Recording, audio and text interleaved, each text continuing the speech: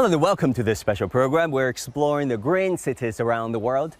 Now, cities bear the brunt of the climate crisis, but the good news now is unprecedented actions are taken at subnational levels, especially at city levels. That's why we'll be having a conversation with mayors from around the world. Beyond the city limits, a global green alliance is flexing its muscles. Meet C40, a global network uniting the world's leading mayors in the fight against the climate crisis. Let's hear from C40's Executive Director Mark Watts, sharing with us the alliance's green credentials and initiatives. So we have the biggest cities in China, the biggest cities in the United States, in Europe, in Africa, Latin America, Southeast Asia. Primarily what we do is we bring the leaders of those cities, both the mayors, the politicians and the technical leaders together, so that they can learn from each other and so go much faster. So they don't have to work out how to develop a low emission zone for the city to reduce emissions from traffic, because London's already been pioneering this for 20 years and can share its experience so that many other cities can copy it. But we also create a platform for those local leaders so that they can influence the intergovernmental, the broader international debate on climate. Because what we see actually is these major cities, a quarter of global GDP is produced in them just within our 100 members, about 800 million people, but they're reducing carbon emissions much faster than their respective nation states in most instances. So 75% of our member cities are cutting their emissions faster than their respective national governments. And for this episode, we're in Chengdu, where we'll be having a dialogue with Wang Zhihua, Deputy Mayor of the city. He knows a thing or two about climate change, and in fact, he has dedicated much of his adult life to the cause of the environment. We'll be learning more about how this southwestern Chinese megacity going green. Mayor Wang, Chengdu is a member of C40, that is a group incorporating 98 cities around the world to fight climate change. What did Chengdu learn from the rest of the world, and what did Chengdu offer to the rest of the world? 成都呢，作为 C40 城市的一员呢，在 C40 气候领导联盟第28届建筑师大会的上宣布呢，我们要建设绿色繁荣市区的这个试点工作。成都与哥本哈根、巴塞罗那、里约等试点城市通过交流知识、交流经验和做法，共同促进社会以及各个社区这种社会细胞的健康和发展。我们除了积极参加 C40和城市联盟举办的技术交流活动今后成都也会积极的这个主办交流活动，欢迎世界各地的同行们，尤其有志于推动城市绿色低碳发展的城市管理者们、专家学者共同来成都分享经验。我们也虚心的学习，也使我们的经验呢，不仅在成都在中国，甚至在海外也能讲好中国故事，尤其讲好中国的绿色故事。Mayor Wang, Chengdu says it wants to build a park city or a city within the park, quote unquote. How is the city faring so far? 成都打造一个公园城市示范区，这也是党中央、国务院给成都的一个历史责任和使命，也是成都这个贯彻国家双碳战略、推动可持续发展应对气候变化的一个重要举措。公园城市示范区绝不仅仅是我们一般意义上的园林绿化城市，而是赋予很深刻的低碳、扩绿、增长这么一个内涵。各阶层都要积极行动起来比如说景区公共机构、工业企业、工业园区，甚至居民社区都可以采取各种各样的减碳、降碳的行动，来不同角度促动公园城市示范区这个建设。街镇这些基层同志这个推动的这改造、动员、鼓励居民同志积极来参与这项工作，采取了很多在居民身边的可以见效的，能够大家积极参与的，又能得到更多的共鸣和响应的比如说这个立体绿化阳台改造绿植建设包括一些共享交通工具点位的这个设计让居民看到了绿色发展的这种闪光点，更积极的参与进来。我们有一个安宫社区这就是很好的一个典范事例。欢迎来到我们的空中花园。哇，这就是我们这个期盼了已久的传说中的空中花园。这个空中花园这个想法是怎么来的呢？像我们作为一个老城区，我们要圆我们的公园梦啊，只有在我们的城市空间当中挖钱。像我们的老城区就有很多闲置的这样的楼顶空间，如果把它们都利用起来，打造成我们的公园、花园的话，这无疑呢将给我们居民圆了一个公园梦。这个我看这些草其实也是挺不一般的，是不是？感觉看上去非常的整齐。这个是我们跟四川农科院合作开发的一个全新的草种，扎根只有3厘米，它不但不破坏防水，而且它是免维护的，只要树叶掉了就可以又扎根长起一个新的植被。所以我们要一次性打造，减少我们的维护成本，这才能在城市当中进行大面积的铺开。真的，这背后其实都是科技，表面上看不出来啊。我们的邻居们，我们住在这儿的这些居民们是什么反应？他们怎么看这个空中花园？大家非常的爱惜我们的这个空中花园，因为公园不仅仅是一个生态环境，最重要的就是公众的参与，共建共享美好家园。真的非常的好，有时上来看看花，和朋友聊聊天啊那些。早晨起来就来锻炼下嘛，做下操啊。Before Park City transformed our communities, graying spaces were distant echoes on city outskirts. Chengdu redefined the story, integrating parks into the urban fabric. It's not been all roses along the way, and it took time to turn Chengdu's city space into hues of gray and green. You've been here for what, a year so far? What have been some of the most thorny challenges? 最大的挑战呢，我是觉得，首先是观念的调整，全社会都认同推动公园城市示范建设这个理念，并付诸行动，才是我们最大的动力，也是最大的难点。一个应对气候变化、一个绿色低碳发展的社会，一定是这个有党委的领导啊、政府的主导啊，但是企业、社会公众组织共同参与这件事情，才能够形成真正的合力。When it comes to carving out a unique low-carbon path for this city of 22 million, around 22 million residents, how did you go about doing that? 我们一共规划、推动、打造24个近零碳小区的一个试点工作，其中有10个就是居民的社区，20几个近零碳社区的建设里面包括了工业企业啊、公共机构啊、工业园区啊和景区。难能可贵的是10个这个居民社区更体现了普通市民对于这件事情的支持和响应，激发了他们的积极性和创造性。在这个近零碳社区建设中，有很多难能可贵的经验、办法和措施，这也是我们能够全社会推广的最大的支持。你包括比如说有机生活垃圾的处理，这是最简单的这个社区采取一些绿色低碳的技术小型化便捷化、就地化的一些处理，所以这个社区的最高的时候，它80%的这种日常生活的有机垃圾都可以就地处置，然后产生了一些这个低碳的有机肥料，也可以居民免费使用这样积极性就充分调动起来了。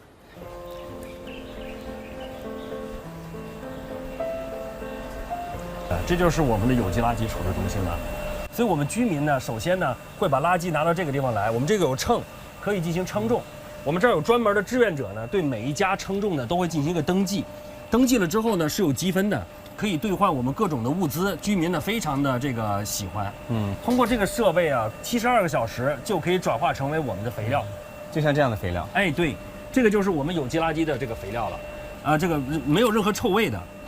而且呢，这个我可以证明。而且呢，这个肥料种花是非常的好的，居民呢非常的抢手。过去这个地方就是小区的垃圾房，在小区就地处置就避免了垃圾再运到城市中。而我们处置这样1吨垃圾的成本，跟我们运输1吨垃圾到焚烧站焚烧的成本，其实基本是一样的。我们这一台设备呢，1年就能处置300吨的垃圾。过去我们的城市垃圾车要运3车每天运走这个小区的垃圾，现在只用运1车了。因为有2车的垃圾，他们就地就处置了。In this small community, waste is turned into fertilizer. It might seem like a small step in the vast graying landscape of a megacity, but let me tell you, it is a giant leap for a planet that is grappling with a deep crisis. Climate change is not some far-off concept. It is right here with us,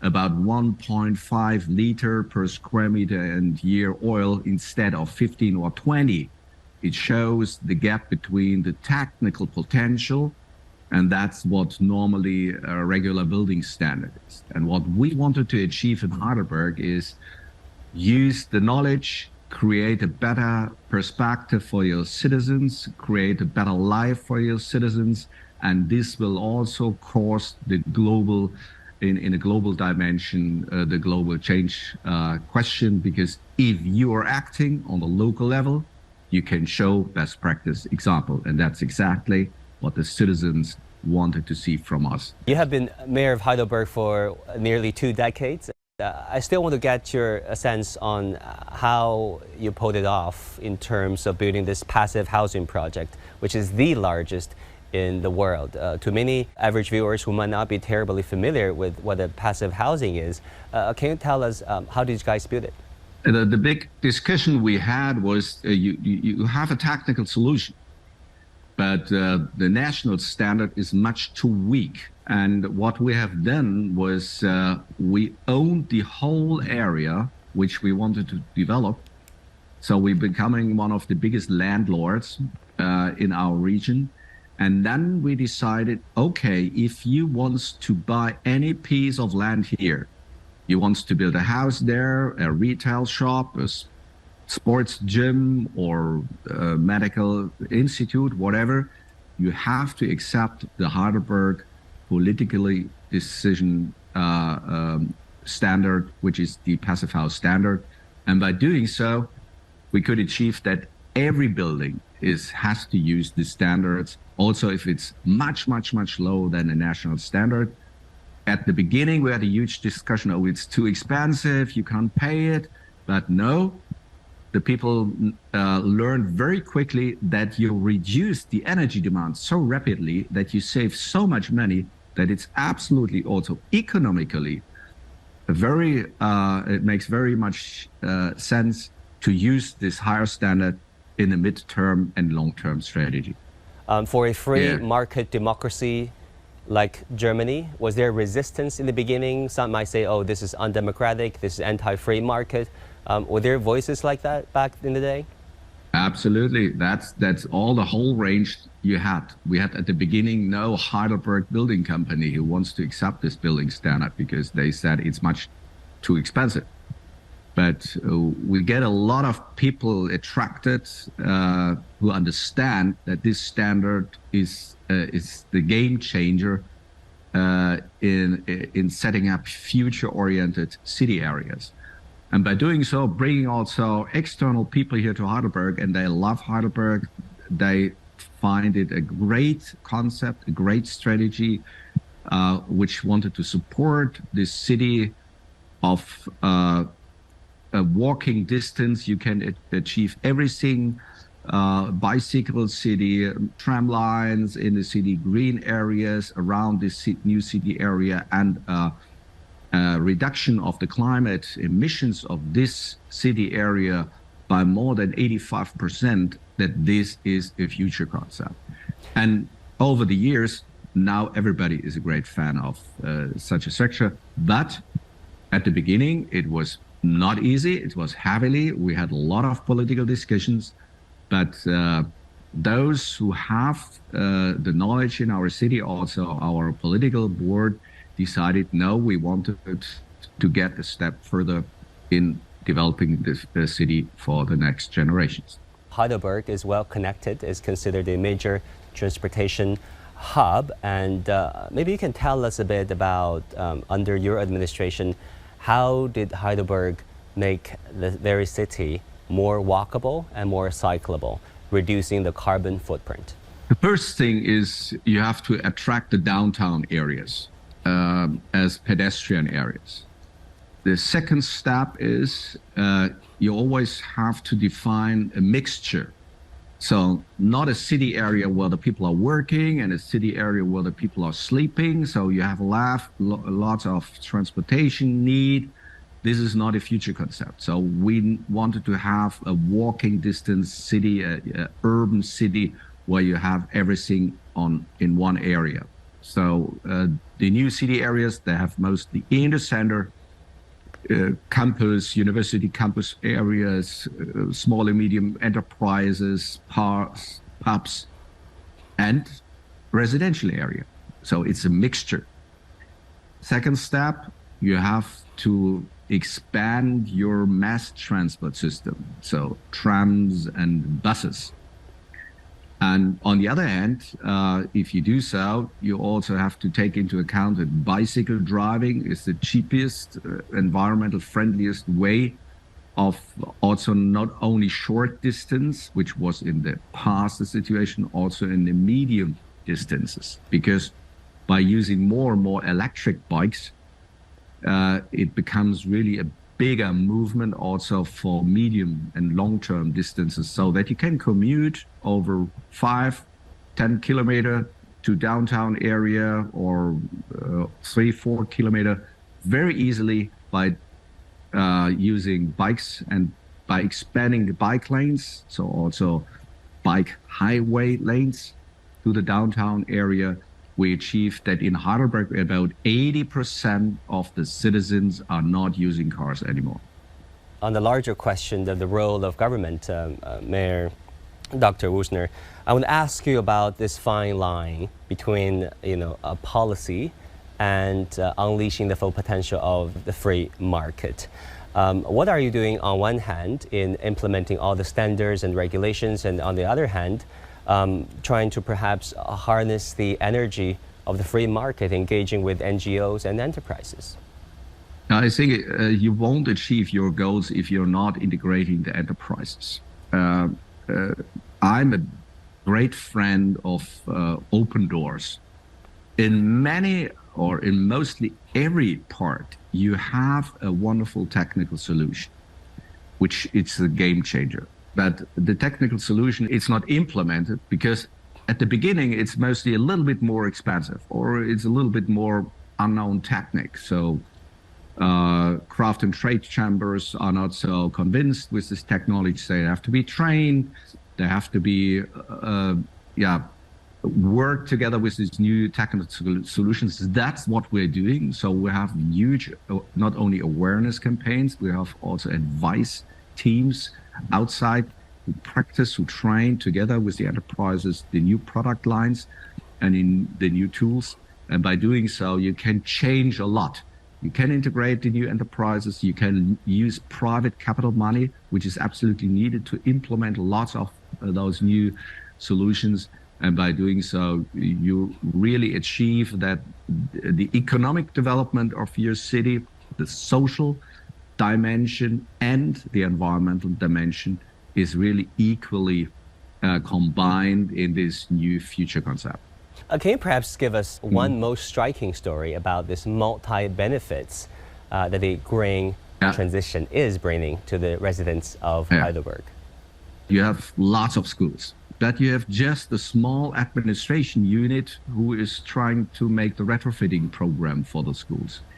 And you have also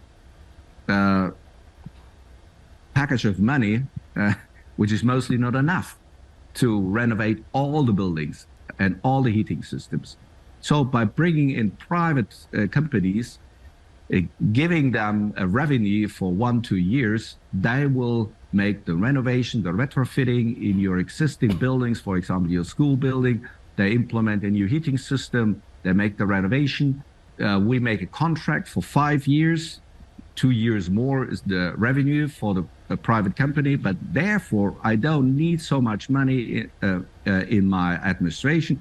I can run those programs with a smaller number in the administration, and it's a game changer because in a very short period of time, I really can achieve my goal to reduce the energy demand, for example, of all schools and kindergartens in Heidelberg. And by running this program, we have reduced in less than 10 years, more than 50% of the total demand of energy for all schools and kindergartens in Heidelberg. So clever implementation strategy means quicker achieving your goals, and it's economically rentable for lots of companies, creates business and creates employment. So it has a social dimension, and it's also climate friendly. Mayor Würzner, our program features mayors from around the world, particularly the C40 mayors, of which Heidelberg is a part of. What do you want to say to your fellow mayors, municipal leaders around the world, especially when it comes to the experiences of a green transition and the lessons learned along the way? Yeah, I think we can learn a lot from each other. So therefore, this exchange of our experiences is one of the leading points. The second point is that our voices are heard on the national and supranational louder. So for the G7 process, for example, in Europe and with Canada, US, and Japan, we're working now in a U7 process, so that also cities can take over here in this process a leading position, that we are part of the COP meetings, that we implement not only our ideas, our solutions into these political papers, and then we achieve these goals much easier. That was the result of Paris, where we brought in a lot of energy by Bloomberg, a lot of Anne Hidalgo and many other mayors from the C40 group who said, yes, we can do this. We wanted to achieve these goals, and we have to achieve these goals. So please use our tools, what we have already implemented in cities here and there. Finally, what are your thoughts on the progress of China, especially at municipal levels, when it comes to decarbonizing the Chinese society, the Chinese cities? I'm always very impressed because at the beginning, 15 years ago, it was a lot of discussion what China can learn from Europe or from Heidelberg or whatever. But this has changed. China is very active in the climate policy and strategy. China is taking over lead position of implementing huge megawatt power plants in the field of renewables, is taking over a lead in the production line, is taking over a lead in new product lines when I think about new fuel technologies like hydrogen. But I'm very much interested that we all participate in this process, not just one country. It's a process where every country has to use very easily this new technology, can get a very easy way to use it also in a cheaper way to use it in a much higher demand. So China is a great example today. Dr. Würzner, Mayor of Heidelberg, Germany, thank you so much for being on our show. Thank you for your time. Thank you. That will do it for this special program. Thank you so much for tuning in. I'm Wang Guan, and I'll see you again soon.